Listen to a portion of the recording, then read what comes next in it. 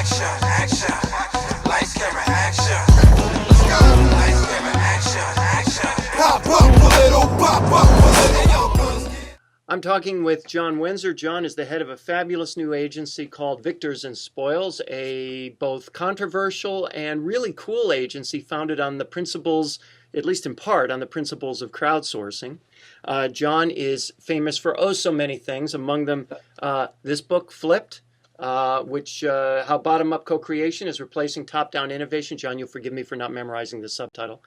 And, No worries. and also one of my favorite books of 2010, John co-authored with some guy named Alex Boguski, I don't know who he is, called Baked In, a really, really awesome book, truly one of my favorites of last year, John. So thank you for that. Thanks so much. I really appreciate that. Now, John, you are atop this fabulous ad agency, flying out of the country any minute now to deal with some client issues. From your perspective, I'm flying. I'm going to Tavarua to go surfing for 10 days. well, that was the other possibility, either Yeah. for fun or for work. And I tried to paint a more positive picture Okay. from a professional standpoint. Sorry. Yeah. I just came back from a business trip last night. So. Oh, there you go. There, fair enough. Yeah. Now, let me ask you about surfing for a second. That was one of the questions I had queued up for you. I know you're in Boulder, so I'm assuming mountain climbing, hiking, biking, surfing, you name it. As a marketer, what can a marketer? My clients are in broadcast or in radio. What can a marketer learn from surfing? What kind of lessons? So, I talk about it a little bit in Flipped, but, it's like I say, if you're going to be a surfer, you've got to catch 1,000 waves, and it doesn't really matter if it takes, 100 waves or whatever, 50 waves a day for, I don't know, 10 days, or I guess that would be 20 days, or it takes 10 years to do it.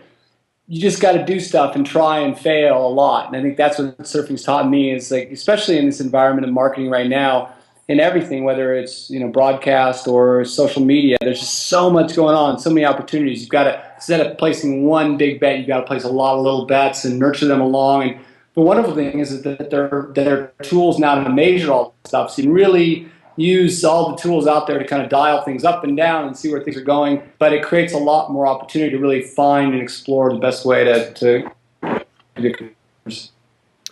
I saw a presentation recently on TED where they talked kind of about that, the idea of the God complex, that I can be omniscient and know all, versus the idea of tinkering, of trying lots of things, of kind of evolving over time, and recognizing that failure teaches you what doesn't work, even if it doesn't teach you what does work, right? Yeah, exactly. And I think that's one of the things that I love about surfing, right? It's like every wave's a little bit different, and it takes different speed, different style. All those things. There's just so many variables, and it's a lot like life and a lot like work. Now, from your perspective atop Victors and Spoils, and your history in advertising and marketing, where do you see radio now? And when I talk about radio, I'm talking about more what you see radio becoming now as a large media thing, because I don't think it's the same thing radio always was.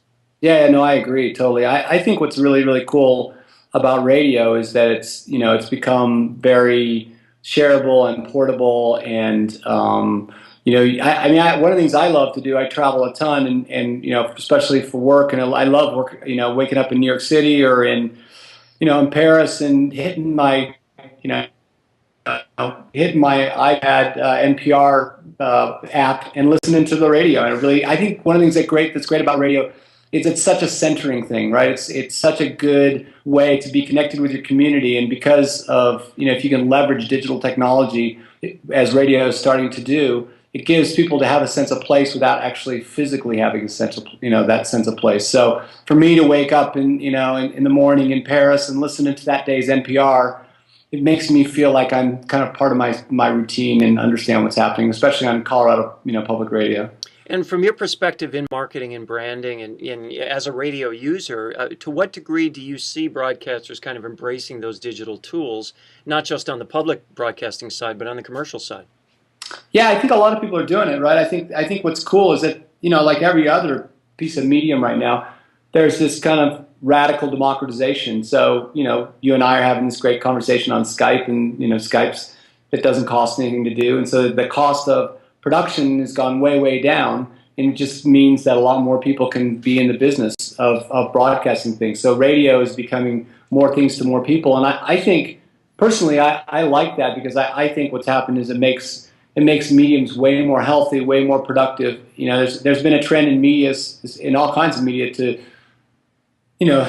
be consolidated and to be framed in very few owners. And I was on a bike ride this morning talking about that, like the kind of Murdochization of media globally. And my thinking is, yeah, that's a trend. And certainly there's going to be that consolidation of traditional media. But, the great thing about the internet and the great thing about the wikiization of every piece of broadcast media, from blogs and social media to radio broadcasts, is that a lot more voices get to come to the fore, and there's a lot better ways for people to share. So I think I'm really hopeful for all of media, but it's a radical shift, right? Instead of having a big production studio and a place-based organization with lots of local salespeople and national salespeople, it's going to be much more entrepreneurial, one or two guys sitting around in a small space really doing some interesting things.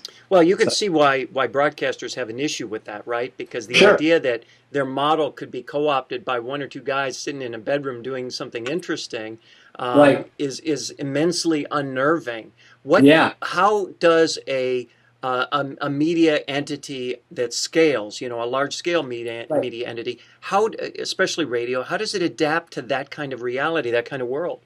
Well, I think it's a change in business model. I think that, the wonderful thing, I think you saw this early on, with a lot of brand-based magazines that, magazines of any media, magazines had the ability to take their brands online and own a category, right? I mean, Vogue could have been the place for fashion, right? Surfing Magazine could have been the place for surfing, True. like everything. So, but they were agnostic. They said, oh, well, there's no monetization model, I'm not going to do it. Well, all of a sudden this stuff happened, and now they're kind of on the outside looking in. And my sense is there's still a brief window of opportunity to change the traditional business model and to be the curator. There's still lots of listeners out there, but why not make it, instead of executionally using the same things that happened before, why not let things bubble up from places on the internet and use the traditional media to be the curator,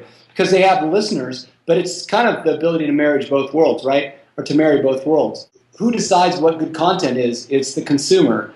Now, I think the best channels are going to be curators, ones that can find the new Danny McCaskills, those stories that have the virility, take them and actually help the Dannys of the world really explode their story to a much more mass audience. But in taking advantage of that, I think radio can then sell advertising against more listeners, right? That they're the folks that are actually curating the web, helping people understand what those great stories are, giving those kinds of voices, those kinds of stories to come out, those kinds of indie bands, whatever the content is. So just so much opportunity to make meaning in this kind of fractured media landscape. And that's an interesting perspective. And historically, broadcasters absolutely see themselves as curators, but Right. they see me, the program director, as the curator for you, the audience. What you're describing instead Right. is to kind of curate curators, if you will, and to be a meta curator. Yeah, that's a great way to put it. I think meta curator is a really, really good term. It shows this kind of fractured world, and to me, it's like somebody got to make meaning for me. I can't go to YouTube and catch up with all that stuff. But if I have a kind of a meta curator that helps me understand and is kind of dialed for my interests, what a great thing. Making meaning is the term you use. That's really what you're talking exactly. about. Yeah, exactly. One of the other things you just implied earlier was that in the example of Surfing Magazine not owning the category online, that gets to an issue that's close to the heart of broadcasters, which is, are we as broadcasters a distribution channel or content creators? Right. Surfing Magazine was, the magazine was a distribution channel, but your point is that if you're trying to own the category of surfing, you're trying to be home base for the category of surfing, that means you have to do so across all distribution channels, right? Yeah, for sure. Well, So- I always think about in the terms, I owned all these sports magazines early in my career, and I was trying in 1996, 1995, I was trying to put, videos online, like in dial-up, right? So it was just not a successful thing. But So I knew, I had a feeling that's where things were going to go. And we were trying to do sports videos online, instructional sports videos. So the problem with all, I have a couple premises, and one is you don't become conservative until you have something to conserve, right? So so you have a business model and you build an audience, and then you're going to conserve the audience, right? And then what happens when you have an established business is you act the way you're compensated, and you act the way, so if you act the way you're compensated, you focus on your biggest cost. So if I'm a radio producer in the old model, or I'm a magazine publisher, magazine publishing is something I know a little bit better. If I, my biggest cost is putting ink on paper. Surfing Magazine isn't in the business of, writing about surfing. They're actually in the business of efficiently putting ink on paper. Essentially what they can do is they can say, okay, I make a lot more money by extending a story 4 pages, by buying 4 pages, spreading the copy with some nice full quotes and stuff, 2 more pages, and selling 2 pages of advertising. Instead of trying to put, video online in 1996, when it was dial-up. That's just, when you try to weigh, do I really innovate, knowing that that's where the world's going, or do I just open up 4 more pages, or in the radio, the world of radio, open up a different, just a few more ads available in this. It's a way more efficient model. The problem is it's a dead end road, right? Sooner or later, that business opportunity is going to end, and I think that's what's happening. Is that we've all been talking about the coming of the information age since the 80s. Mm-hmm. The whole Alvin Toffler, third wave, all that kind of stuff, and it's here. And I just don't think it's going back. I mean, I think a lot about what it means from an employment standpoint. I really think that the unemployment we're facing now in the U.S., some of it's cyclical, but a lot of it has to do with this fundamental change in the way that we're operating as businesses. Right? It doesn't take as many people to produce radio as it did 25 years ago. And that's not going to go back to where it was 25 years ago. So it means that we have to find new ways to innovate and new ways to employ folks. So to the broadcaster that's getting, 80% of its revenue from traditional agency media buys, cost per point, ratings buys, looking out onto the future, your advice to them is get ready for a new revenue model. Here it comes whether you want it or not.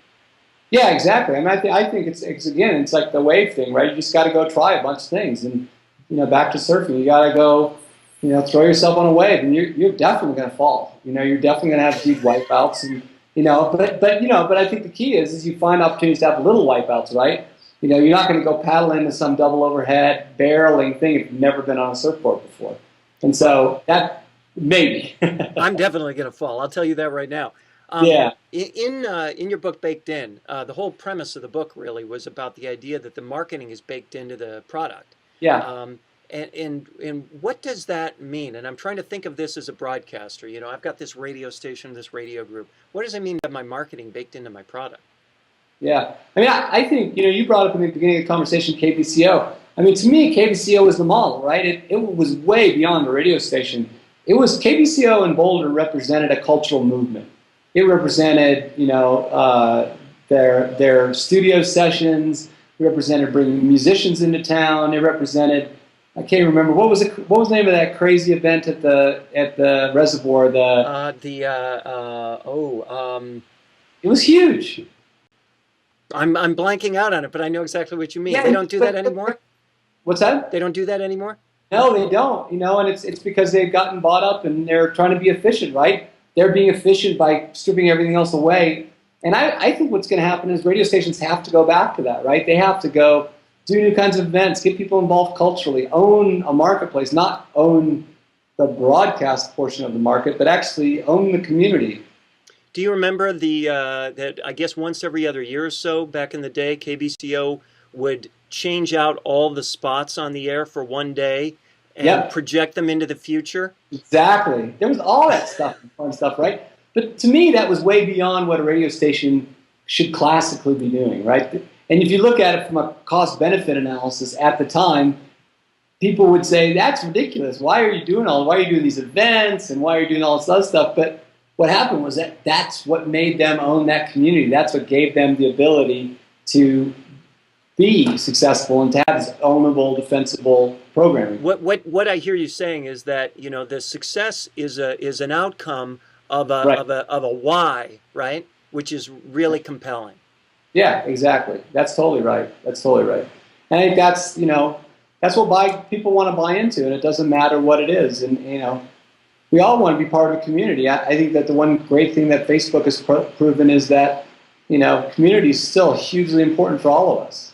And now that we have the ability to connect more globally, I mean, some can say that's a lot of, you know, you could say that's a lot of weak ties and it's not as strong as physical community, but it's still a community, right? Still, we're having this great conversation and building community via Skype. It's an awesome thing. It's an awesome thing that we have all these tools now. But how, the question I think for broadcasters is how do you be at the center of that community and build that kind of community around the station and the broadcast business so that it becomes much more than just putting ads on radio and putting programming on over the air. John Winsor is the head of the agency Victors and Spoils and author of numerous books, including this one, Flipped, which is terrific, and my favorite book of 2010, which he co-wrote with some other guy whose name escapes my mind, called Baked In. John Winsor, thank you so much. Thanks so much.